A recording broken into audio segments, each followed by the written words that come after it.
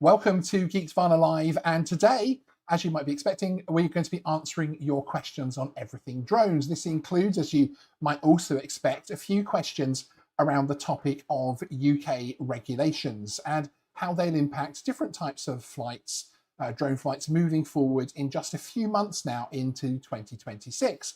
As well as working through some questions put forward by viewers over email and DM, you can also ask your questions live by putting them in the live chat.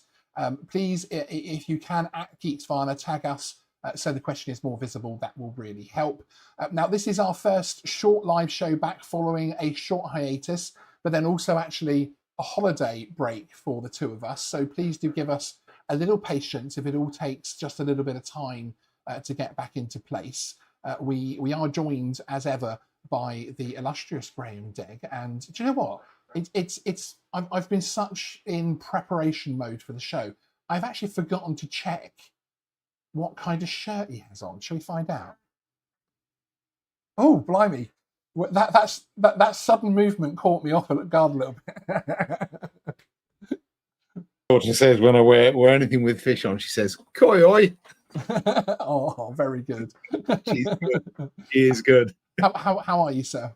I'm very well, thanks. Yeah, very very good. Enjoying the reasonable weather, and I've been out doing a few spotting jobs, and I'm doing all sorts over the next month. So it's been a busy one, hasn't it? It's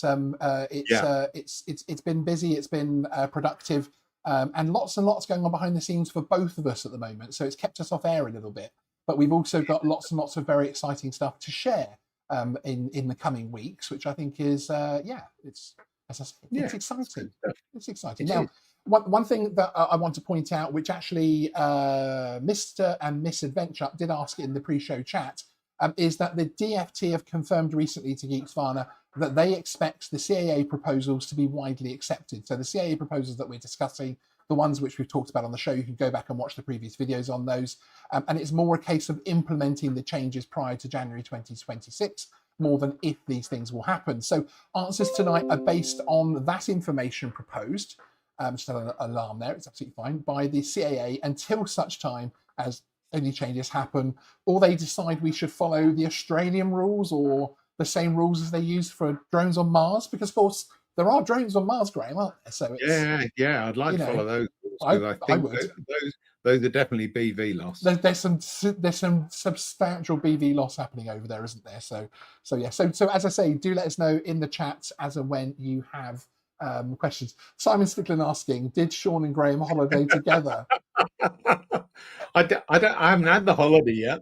I haven't done it yet. Yeah, no, we didn't. It was time off for different reasons, actually, but very separate. I promise we do not have what was the comedy duo that used to get into the bed at night after Morecambe and Wise. Yeah, I promise it's not Morecambe and Wise. Although I do want to see that photo shoot. I think we should film a new outro of me and Graham getting into bed together at the end of the night and taking our glasses off and putting up the CAA website on a big screen in front of us I will demand an intimacy coordinator. Indeed, yes. Thank you very much to Mr. and Miss Adventure for gifting a membership. And that was actually received by BAWBA, Borba Gaming. So yeah, thank you very much for showing your support. I really appreciate it. Borba Gaming, you now get access to lots of behind the scenes stuff. There's been tons and tons of uploads recently. So yes, like you had for the test card. Yes, thank you, Amok. It's a very in joke, but yes, indeed. Right, we'll get back to the show. Sorry, I'm excited to be back, and I'm getting off topic already. I am. Be a professional man. Okay, right. The first question is from the emails, and it starts with a thank you for the Geeksvana content. You're very welcome. That has helped them get their first drone up in the sky. They find themselves in the fortunate position of purchasing a DJI Mavic Core Pro. Wow, wonderful drone. But with all the changes around the corner, including classification of drones and remote ID, the viewer wondered if we still think it's a good investment. Well, this is quite a good question, actually, and it envelopes quite a few of the changes, doesn't it? Quite nicely. It does. Yeah. So we've got C labels are being recognised, so the EU class marks for 2 years till 2028. That will obviously make the M4P usable within 5 meters of uninvolved people with an A2 CMC using what, Graham? Slow mode. And the thing that you love that the CAA put into, they didn't put into AMC, but then they said it's law and then it's not law. But what is 1-to-1. Using 1-to-1, yes, indeed. 5 meters 1-to-1, which of course is a stipulation of the A2C of CC. We'll need to follow that. So yes, so straight away it's out of the bag. It's going to be a very usable drone within the new rules, and that's quite a heavy drone, isn't it, to get within 5 meters of uninvolved people? So it is, it's going to be very useful. And that whole 5 meter thing as well, I think it's going to be obviously different. I don't think you're not going to get police officers going, "You are 5 meters away," but obviously it helps them if you do end up flying your drone into a group of people or something like that, or something really badly goes wrong, then they have that 5 meters to be able to prosecute you under, essentially. So that 5 meters is, essentially for a drone of that size, I don't think you want to get any closer. You're not going to get any clear shots. And that's equivalent to the sort of OSC, as they were, an OSC permission, which in the specific category you would need, or they're SORA now, but essentially a special permission for which you'd have to get 3 manuals together and pay a lot of money to get that permission to fly to that sort of reduced distance with a drone of that size. So you're essentially getting that effectively free of charge. So that's that. When people talk about the restrictions on drones and increasing regulations, they are changing regulations, and these are changing very much in our favor, I think. Yeah, I keep calling it a deregulation. When you take remote ID out, particularly, it feels like a deregulation, being able to fly over with C1s and the C2s being recognized, etc. I think it's it helps, frankly. It does help, which you could also argue is taking a lot of workload off the CAA, but hey, that's a whole other video in our future, but there we go. In terms of remote ID, it will only be live for UK label drones. So as a C label drone, you'll not need to worry about that until 2028. Although it doesn't mean you only get to use your drone for 2 years, though, because the C label drones will be replaced by UK labels, and that should be dealt with by a retroactive label from DJI. We do have news upcoming on that for an official response in a video from DJI, so keep an eye out for that one. With drones like the M4P, remote ID already exists within the firmware, so it should simply require an update from DJI to allow the drone to comply with similar direct remote ID requirements as the US at the moment. So it's quite a simple thing for remote ID, although there's one little bit that I would say from the point of view that it's which is quite an important one, that actually don't switch too soon. So if after 2026 they offer you a UK1, UK2 label, and you don't want your drone to be broadcasting. Ooh, just lost your sound, Sean.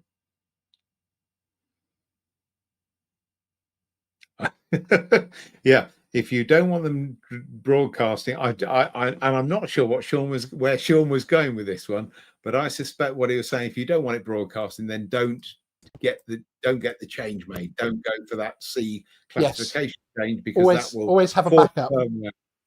That will force firmware onto you, which will be issuing out that RID signal. Is that what you were going to say? Yes, exactly. Yes, because switching to UK1 means you have to have it, and then So thank you for that, Graham, and thank you for Amok Time Fly for shouting us out in there as well. David Bacon in the chat is asking, should I change my Mini 4 Pro for an Air 3S, given the Mini is rubbish in the wind and in the Pennines? Thank guys. Do you know what, David? I have to say, in 2026, but even the fact that you're in the Pennines, and so perhaps not flying close to people anyway, get yourself an A2CFC to bring so you can fly in congested areas with it. But the Air 3S is, I love it, don't I? I mean, you saw me flying that drone when we did the 1,000-foot flight. 1,000-foot flight, yeah. And I had recently been flying mini drones previously to that for another project. And I was kind of shocked, wasn't I, from the point of view that VLOS was so much better. Yeah. And of course, there's a really bright light on the bottom of the Air 3S as well. Yeah, I remember having that on, yeah. And you know, I was just sort of stood like I'd seen like a Starlink launch or something. I can still see it. I'm old. My drone is more than 3 feet away, and I can still see it. It was incredible. I was upset that you were more interested in that than my drone being above 400 feet, Sean. That was... Well, yeah, no, indeed, there is that. Although it did get, if you haven't watched that video, it's actually in as a members video on that one, I believe. I don't think that one's public, where we chased Graham's drone up to 400 feet and then watched his Inspire 3 go carry on up to 1,000 feet, whilst we could pan up, of course, and keep it in the thing. It was quite a good shot, that one. It was a lot of fun to record. But yes, Air 3S is awesome, I have to say. It's a really, really good and useful drone. Although saying that, yeah, it's obviously, in terms of budget wise, it's in the middle there as well. The M4P as a C2 isn't bad either. So we're about to get to a situation where the sub 250 thing won't matter as much, because of course with that Air 3S C1 label drone, you'll be able to fly over people basically. So which is also a very, very cool thing. Right, should we move on to question 2? Shall we? We should. Yes. We should. Okay. Next up, and on the main topic questions, although of course it's been around these questions that we're answering at the moment, we have a question around C1 drones, which is obviously apt as we've just spoken about the Air 3S. It's almost like we planned it. The viewer is looking to use C1 label drones in the UK for commercial purposes in 2026. They're wondering if the GVC route with operational authorization offers any kind of benefit over simply flying the drone safely in the open category without oversight. Now, this is an interesting one, isn't it? Because I love questions like this, because you look at it and you think, well, obviously, less oversight, less certification, I'm going to do that. But actually, there is benefits to the GVC and OA in terms of the work you could take on in the future, but also how you present yourself to clients as well, isn't there? What do you think? Oh, you've gone. I've lost your audio now. Sorry, no, it's all right. I put myself on mute because I had a little cough. Now, if you had done that, for a joke, it wouldn't have been more perfect. That's brilliant.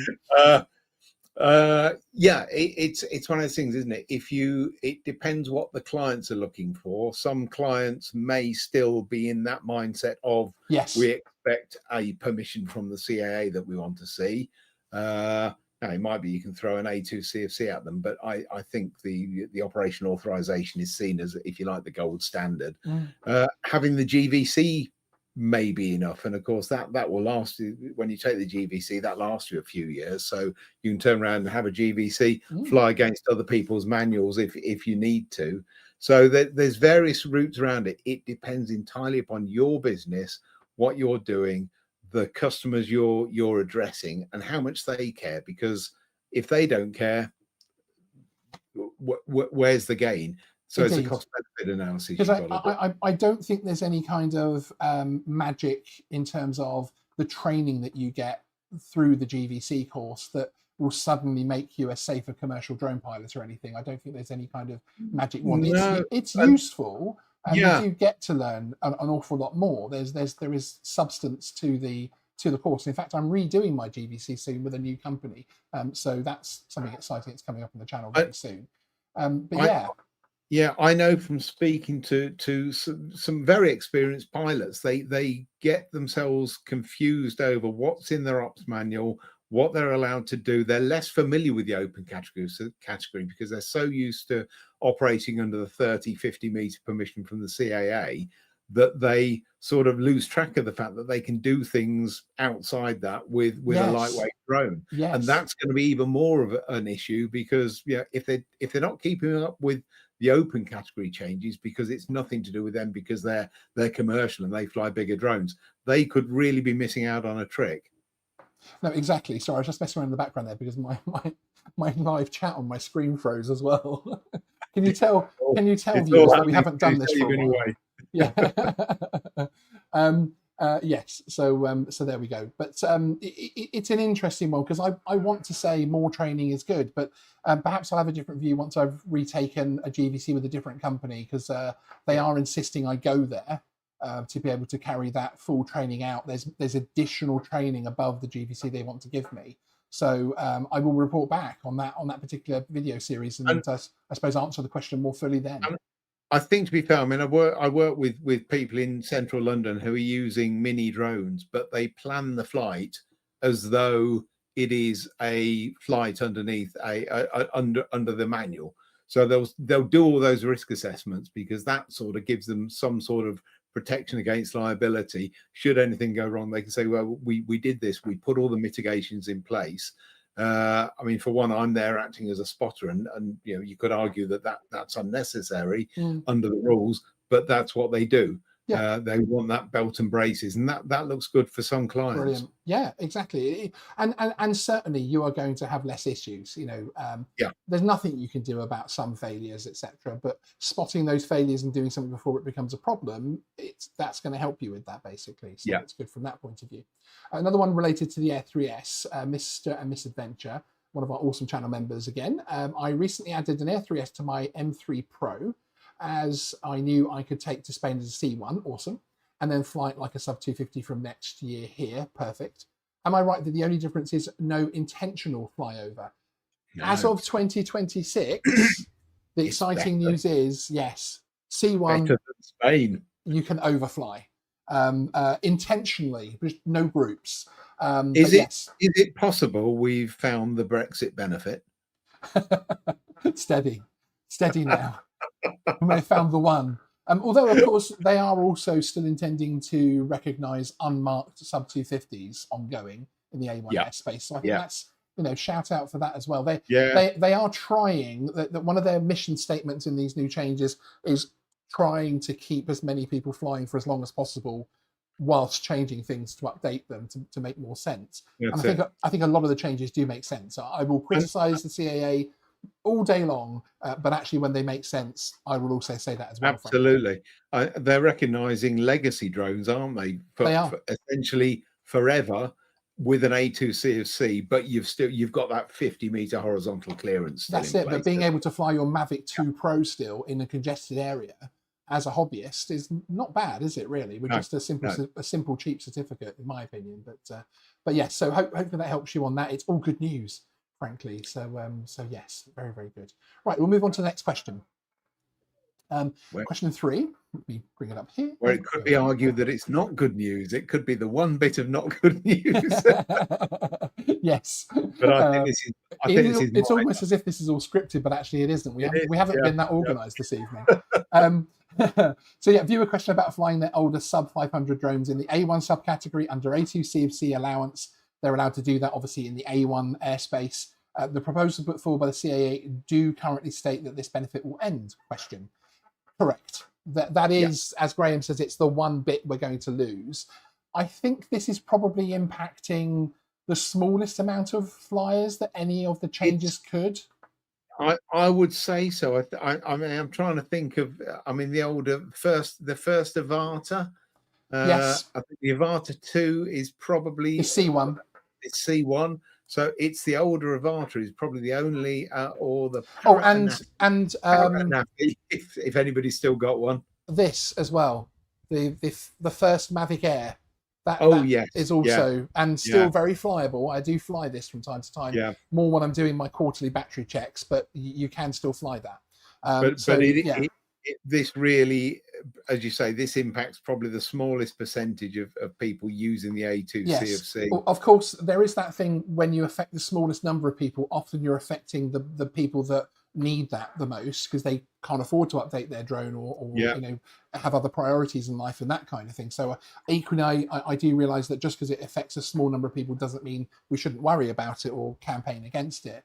But of course, bearing in mind that with the C1 update that we were just talking about, you will get up to, 750 grams, whatever it is. Was it 900 grams? 900 grams, to be able to fly over people and have full A1 capability. So they're probably thinking what they gave with one, they can take a little away with the other just to end it. And of course, that sub 500 gram thing was, of course, it was a transitional benefit. It feels like it feels like permanent, doesn't it, frankly? Because it's been around for so long. But technically, that was actually supposed to be a temporary transitional arrangement. So yes. So we'll have to wait and see that. So check in the chat as well. Still City Drone Pilot Paul, good to see you. But I love sub 500 in the A1. Most of my drones are about 360 grams FPV, so I'll be forced to go sub 250. Right, we have that's a really interesting one actually, because this is and that's not actually coming up on my chat here. I'm going to fix that quickly because it's triggering me, and as I read them out, people can't see which ones I'm reading out. I am fixing this. Yeah, FPV. Please bear with me. Fixing it live because I want it to work. There we go. So, but I love 500 ones. Yeah, see, now it's this kind of user actually, that because of course it's not as if he can suddenly go and get his FPV drones C labeled or no, go through the classification. UK rated, no. Yeah. It would be completely impossible unless, of course, you do start seeing some binding flies getting the rating. That would be interesting. I might reach out to a few of the popular bind and fly people, Paul, to see if they have plans, or if they would have plans, should that mean they will sell a few more drones, to actually be able to do that. So yes, their answer at this stage will be, Cat, we don't know how much that's going to cost. We don't know what the UK exactly. So yes, the robots, great vid on the Osmo 360. Thank you very much. I appreciate it. I'm terrible at review videos, but I do appreciate you saying that. I have an A2 CFC and want to start a small drone service, and I was wondering if I can do it as I'm under 18. Also, what added benefits do I get a GVC or an OAOA? Hopefully you've just heard us talking about that side of things. In terms of the A2 CFC, especially going into next year, as that's obviously the title, the focus of today, you'll have a lot of access to the opens airspace category. Being under 18, how far under 18 are you? Is it 16 for an operator ID? I can't remember. And I'm not sure. I'm not sure what age the insurance companies for commercial will start to kick in. Right. So that's something to check in terms of. And it's a good question because it's something I don't know the full answer to. But the questions you need to answer are: how far under 18 are you, of course? But also whether or not at your age the insurance companies would cover you for commercial insurance, which is the only thing that you'll actually require under the open category. 18 years old to get an operator ID. Yeah, so it's 18 for the operator ID. Yeah. You can have a parent take it and then you use it, but I'm guessing that 18 might be the pivotal thing for the commercial insurance as well, because they'll want you to be your own, flying under your own, and that, who knows? I will find that out. The robot, if you send me an email to sean@geeksvana.com and remind me that it's this question, and I will find that out for you, because we will ask the amazing people over at Cover Drone, Andrew over there, and get a very straight answer, because that's all they do is give straight answers basically. But thank you for asking a question that I need to go and look up. That's awesome, isn't it? And in terms of the GVC, I think you're going to be able to do so much in the open subcategory. I mean, you'll be able to get yourself a second-hand Mavic 3 Enterprise or Mavic 3 Thermal, and get a C1 mark for that, and up until 2028, if you're commercial, you'll be paying for that drone by doing the work. So exactly, shouldn't be a problem. It also, operating in the open before you go ahead on the GVC side of things, actually gives you the ability to know where you're going to go in the future as well. So you can decide, actually, does open category, like Paul at Steel City Drone Pilot does everything in the open category. It's awesome, and he does extremely well through it. But you may find actually the type of work I get naturally, the type of work I'm interested in, does need that.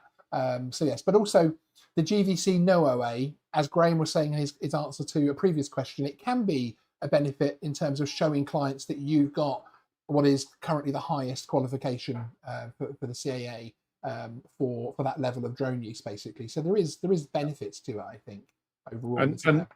And see if you can find a friendly operator who will let you fly under their manual, and perhaps build the work through them. So exactly. There's ways. But send me an email. I'd love to give you some support to be able to help you, and give you any information that we can, but particularly answer that insurance question. It's triggering me that I'm not in the centre now a little bit there. There we go. Things are triggering me today. Matthew Swain, hi, I'm looking at upgrading my Mini 4 Pro to an Air 3S in 2026. Will I be able to fly in the same areas? Yes, exactly the same. Isn't it wonderful? You will be able to fly in precisely the same areas, flying over people, not groups. So anything you do that's legal at the moment with your Mini 4 Pro, you'll be able to do with your Air 3S, but you'll be able to see it further away, which is marvellous. Your image, you look quite a young chap. He looks quite young, doesn't he? So he's probably got good eyes still. But when you get to my old age, it's a benefit, trust me. A huge one, but there we go. And Paul was just following up there saying, so if I finally go and get my GVC practical, I can fly sub 500 In A1, no. The No. the sub 500 benefit is going. Yeah. And sub 500 is an open category thing. Yes, it was never a GVC spec category, and it's got its own set of rules and restrictions. Yes, exactly. And in fact, you could get closer in the open category than A2CFC with a sub 500 than you could with a heavier drone under a GVC OA, the standard PDRA01. You can actually get closer to things and people. So it's a bizarre situation. It is a strange mix, and it kind of, you can justify it and make it make sense, but overall it's bizarre. Is my final one on that. The GVC for a lot of people is going to become history, I think. Yeah, well, I don't think that the OA. Yeah, and I don't think the CAA particularly mind that, frankly. I think it's their plan, frankly, which is. But hey, whole other topic. Stop triggering me. Rabbit hole. Getting angry. Cheeks getting red. So Paul, Still City Drone Pilot, we need to have a chat about that, actually, because we do need to come up with a strategy for you to ensure that we can keep those flights going, frankly. There are ways and means of doing it, though. So, yes. You could, as you say, you could always go sub 250. It's good that the 04 is so good. The DJI 04A unit is so good, but yes. We'll have to but now it looks like he meant A2. So if you yes. A2, it's going as well. you'll be able to fly sub 500 FPV drones in A1 until January. Yes, and in January 2026, it all goes away. All goes away. The sub 500 benefit all goes away. The sub 500 not all goes away. Sounded dramatic there. And Amateur Time Fly saying, flying an Air 3S from my back garden in January 1st. So looking forward to it. As we'll always say, isn't it great that they've simplified the rules? Well, it just makes hours. Yeah. And this is a good one, because the chat robot, was it before, that was talking about getting into things. Milford, Killian, Dawson, a prime example of a young professional in the drone field, saying you need a GVC to be a professional is the biggest joke in the industry. Some of the best work, especially on the filming side of things, is done in the open category. I use mine so rarely. Thank you for getting into conversation, Milford. Absolutely fantastic input there. You have got in this live chat robot, you've got a couple of people there, Paul, Still City Drone Pilot, and Milford, Killian, Dawson, who are out there every day earning money and flying drones at the cutting edge of things, at the rock face, all the other isms. And there you go, both doing so in the open category. And the fact the open category gets even simpler in 2026 in the UK means there's going to be even more people entering into that flight zone, basically. I had a lovely chat with somebody this morning who's planning his flight, flying, doing some work around shipping, and he's planned his flight so he can do it in A3. He's got a GVC and he's got an operational authorization, but for these flights, he's much better off in A3, and so he's going to go and find an appropriate place and work in A3. Yeah, excellent. And Rob R is saying, I'll just continue to fly my legacy drones out in the sticks. Absolutely. Yeah, exactly. There's going to be so many people doing that as well. And Trevor's well saying, this is a great video, guys. Very informative. It's answered a lot of questions. Many of us have. Well done. Thank you, Trevor. I appreciate the kind feedback. I do appreciate it. To which we'll get on to the next question. We've only got a couple of others of the pre-lined up ones. And I've got a dinner and a wonderful looking blonde girl waiting for me. So we'll get through these. Right, so question 4 is again one over an email, and a viewer is wondering about remote ID modules. I should have got one of them to hand. I do have a bunch of modules in here, particularly the ones from Drone Tag, and whether or not we're going to be reviewing and or recommending any. Well, at the moment, the need for modules in the UK for legacy drones is actually some years away. So we're not going to be carrying out any reviews of the current modules on the market, because I think the technology will probably move forward in that time. We may even see changes in legislation. Who knows? Things have changed on average every few years so far, so who knows? So we'll look again more closely at the tech in 2027, 2028, and provide a review and our report on choices in terms of usable tech, basically. So hopefully that will help. We'll jump straight on to question 5, and then we'll come back to the chat. So this question is from the comments of a previous Q&A. If you are watching this on the replay, please do feel free to add your questions below in the comments, and we'll answer them in reply to that comment or in a future show as well. The comment asks, I'm looking to fly in an area that is a yellow zone, and states it is used from military training helicopters and such. Can and should I fly there? Now, this is obviously a good one because it's not necessarily for next year's rules, but it's just a good reminder overall that yellow zones on drone assist do not automatically mean that you cannot fly. In the case of the type of message that you're describing, you can still fly. You just need to obviously be on the lookout. Please remember that military aircraft can fly at very low level in the same airspace that you're flying your drone. So be vigilant and react the moment you hear or see anything. Still don't go by color on drone assist or on the maps. Click the circle, click the area, and look at what it actually says. If it doesn't give you enough information on there that it isn't actually a restriction, that it's just a warning zone, then go across to the NOTAM number. There is a video, very recent video on the channel about that, about drone assist isn't always right. So go back and watch that one if you need further information on that. But check what you're actually doing, basically, before you do it. But there's nothing stopping you from flying in military training areas. They're actually telling you that they're there more than anything else. It's a warning. Yeah. Also, consider ringing the RAF drone line. It's free. You can do it on the day or prior to the flight, as per the interview with the RAF squadron leader, the drone liaison on this channel.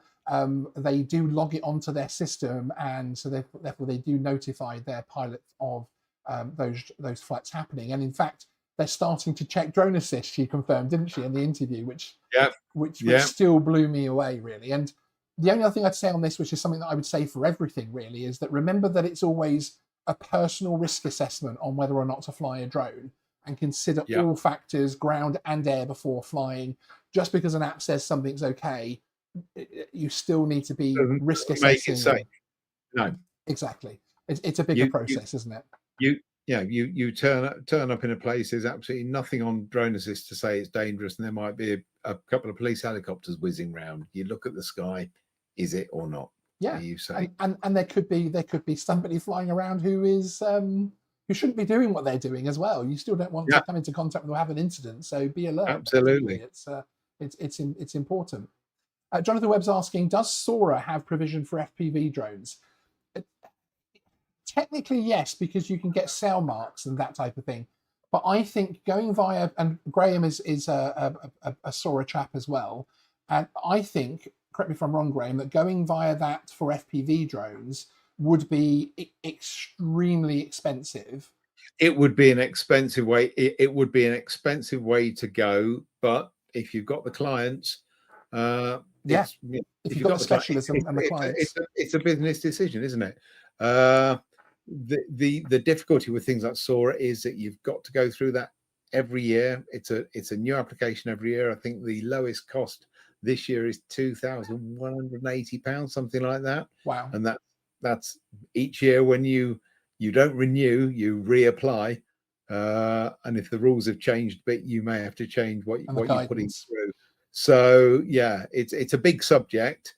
The answer is consider it very carefully before you dig into it. But if you do want to do it, the CAA will give you a sort of half hour, 3/4 of an hour free chat to work through what it is you want to do, and the sort of probability of getting it through. Or they may just sit there and say not they're in a period of being quite keen about getting Soras up and running. They're publishing everyone that passes at the moment, so they're very keen about it.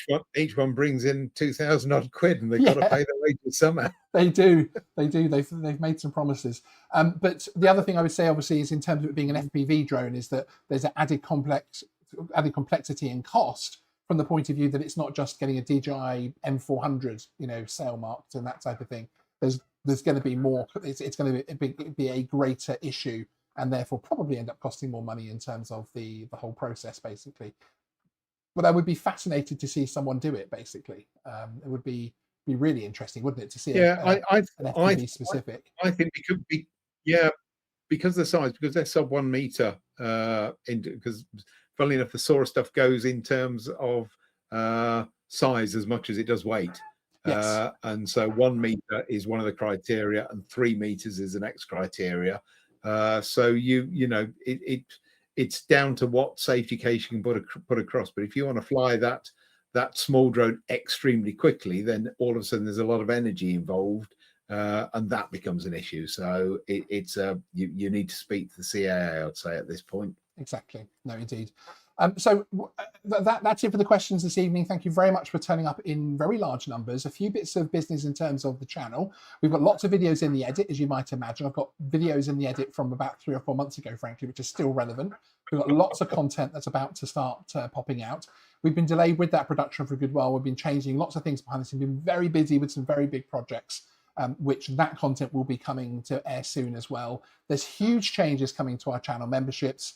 We're about to trial those changes with existing members, but we will be excited to chat about them within the next few weeks on a public live show, to keep an eye out for that as well. There's lots happening in the US at the moment, and we'll be talking about that on the channel this week, especially in terms of more long-term, but also in terms of will there be any, and is there any knock-on effect for the UK as well? So that should be interesting. But there we go. We have been going now for 45 minutes, 40 minutes.